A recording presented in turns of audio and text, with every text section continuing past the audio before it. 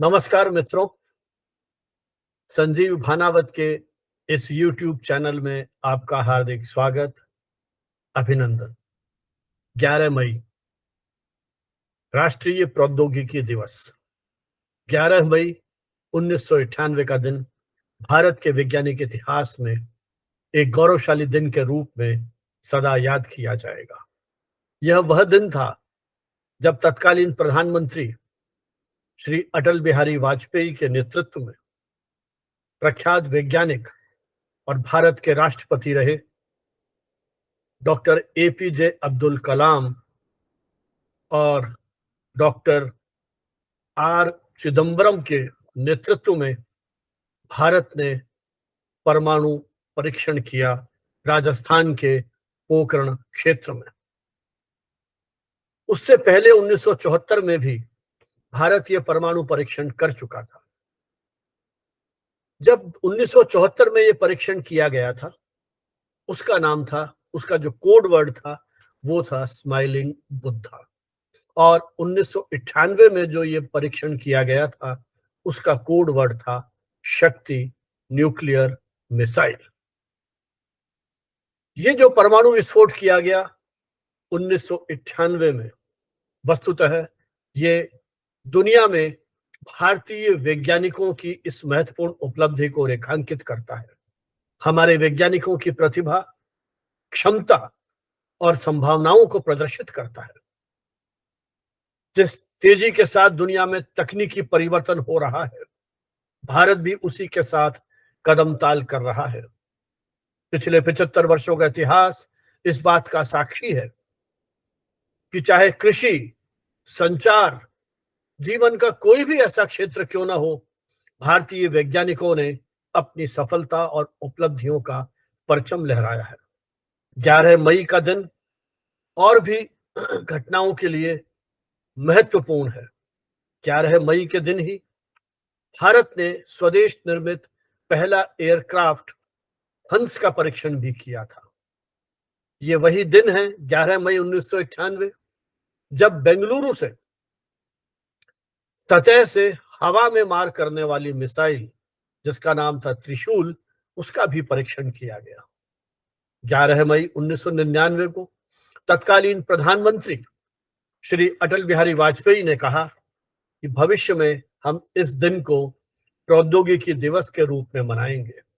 तभी से ये दिवस राष्ट्रीय प्रौद्योगिकी दिवस या नेशनल टेक्नोलॉजी डे के रूप में मनाया जाने लगा है। भारत सरकार के department of science and technology, विज्ञान एवं प्रौद्योगिकी विभाग की ही एक वैधानिक इकाई है प्रौद्योगिकी विकास बोर्ड, टेक्नोलॉजी डेवलपमेंट बोर्ड। यह प्रतिवर्ष इस दिन की एक थीम निर्धारित करता है और उस थीम पर केंद्रित अनेक तरह के कार्यक्रम, सेमिनार, वर्कशॉप स्कूल, कॉलेज और अन्य शैक्षणिक संस्थानों में आयोजित किए जाते हैं और प्रकारांतर से देश में एक वैज्ञानिक चेतना, वैज्ञानिक सोच को प्रसारित करने के लिए, एक ऐसा माहौल बनाने के लिए ये प्रयत्न कहीं एक आधार भूमिका तैयार करते हैं।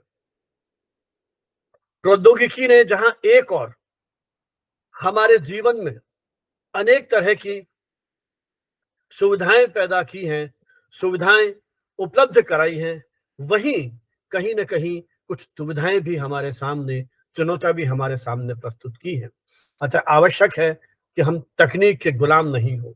मनुष्य तकनीक पर शासन करे। परिवर्तन अवश्यंभावी है। पूर्व राष्ट्रपति डॉक्टर अब्दुल कलाम भी कहा करते थे कि परिवर्तन आवश्यक है, जीवन का हिस्सा है। परिवर्तन नए विचारों को स्वीकार करता है और ये नए विचार एक नए आविष्कार की आधार भूमिका तैयार करते हैं। उन्होंने कहा था, सपने देखो, सपने देखो, सपने देखो। सपने विचारों में बदल जाते हैं, सपने विचारों में परिणत हो जाते हैं और यह विचार अंततः कार्य रूप में बदल जाते हैं। मित्रों, यह जो राष्ट्रीय प्रौद्योगिकी दिवस है, यह कहीं ना कहीं हमें इस बात पर सोचने के लिए विवश करता है कि इस तकनीकी प्रगति का उपयोग हम मानव कल्याण के लिए करें। तत्कालीन प्रधानमंत्री श्री वाजपेयी ने भी कहा था कि ये परमाणु परीक्षण किसी देश को डराने के लिए नहीं है, यह परमाणु परीक्षण शांति की स्थापना के लिए एक कदम होगा। इस परमाणु परीक्षण से भारत न्यूक्लियर क्लब में सम्मिलित होता है। उस समय तक देश के दुनिया के केवल 5 राष्ट्रों के पास यह सामर्थ्य था परमाणु परीक्षण का। परमाणु ताकत के रूप में वो जाने जाते थे। इस परीक्षण से भारत भी एक छठा राष्ट्र बना जिसने परमाणु परीक्षण करके दुनिया में अपनी शक्ति का एक तरह से प्रदर्शन किया।